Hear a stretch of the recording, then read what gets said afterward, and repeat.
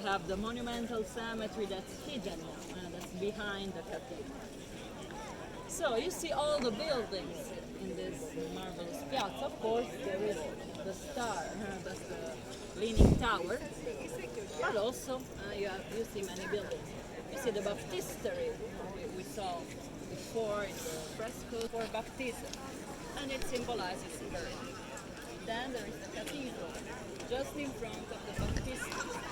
So as you were baptized, so you could enter the cathedral. So, birth, life, you could begin your Christian life. Going east, it's located east. So just remember, the cathedrals and the churches are always built like this. They have the apse where the altar is located east and the facade located west. So also usually the first part of the church that was built was the back, so the apse. Because that's the direction of the sun, the direction of God. So behind it there is the monumental cemetery, so death, and also illness, because that brick building is the 13th century hospital. And then the tower is just the bell tower of the cathedral, so the symbolism for this could be connected to the stair. So climbing the stair of the tower is like a punishment for the sins you made in your life. So at the end, you can be purified. So this is Piazza dei Miracoli. So all you see, all this square is a UNESCO World Heritage Site. And also the lawn, as you see today, is an invention of the 19th century by Alessandro Gherardesca architect. But all the monuments were built in medieval times. So from the cathedral 1063, so we are in the 11th century, until the 14th, the late 14th century. So medieval. But they were all founded in the golden age of Pisa, so 11th and 12th century, except the two in the side, so the hospital and the cemetery that were founded in the 13th century. So the saddest ones. So now I want to show you and tell you about the tower finding a little bit of shade.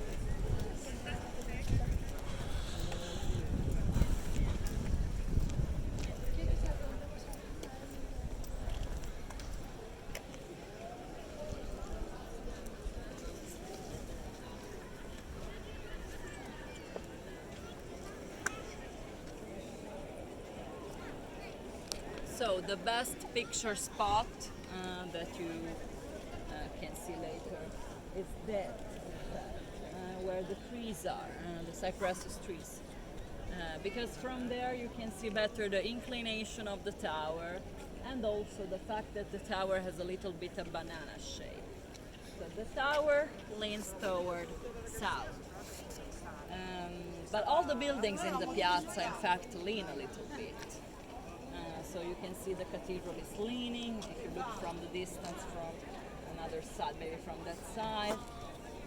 Of course, the tower is the more visible because it has the smallest base. So it sinks more in the ground because it makes more pressure. So it was leaning while it was built. So they started the tower in the 12th century, 1173. The first architect, of which we don't know the name, probably they think, many people think that was the same of the Baptistery, Pisa Italy, so an architect from the Byzantine Empire. So he started the ground floor, first loggia, second loggia, a little bit of the third loggia, and then the tower started leaning. And probably the first architect died at that point, so the tower was like this, incomplete, for 50 years. 50 years, in which nobody took the responsibility to continue something that was already living. So our hero came, Giovanni di Simone. That's the architect of the monumental cemetery.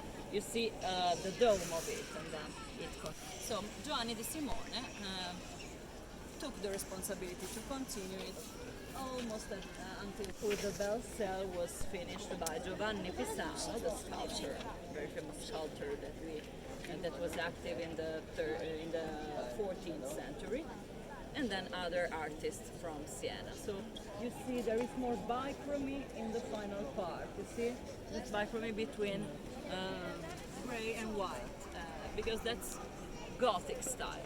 It's more decorated. But also you see the lozenges in the lower part. The lozenges are this square rotated of 45 degrees.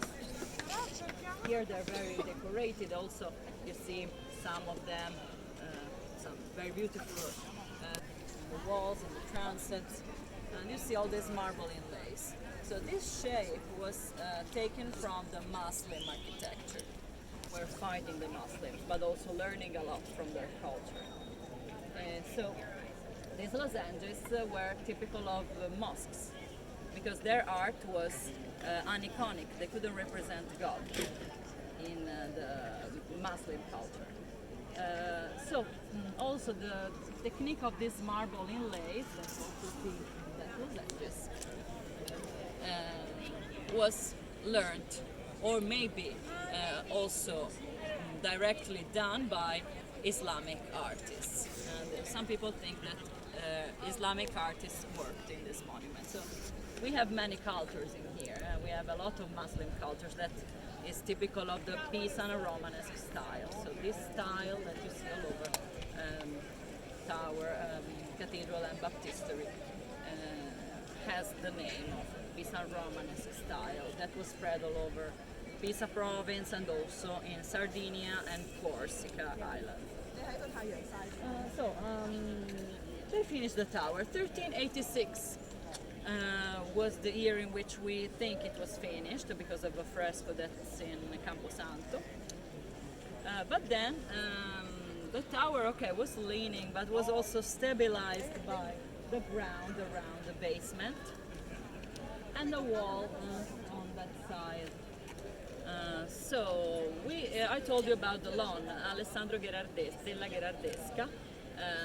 He wanted to put order in this piazza to make it more beautiful. So he's the one that created this hole at the basement of the tower, the circular hole, with the Carrara marble inside. So he removed the ground around the basement. And also he demolished the wall of the garden of the bishop that was there since the 16th century. So two elements that were giving stability to the tower. So the tower at that point started oscillating from one side to the other every year until when in the 1990 they had to close it for 11 years of restoration because it was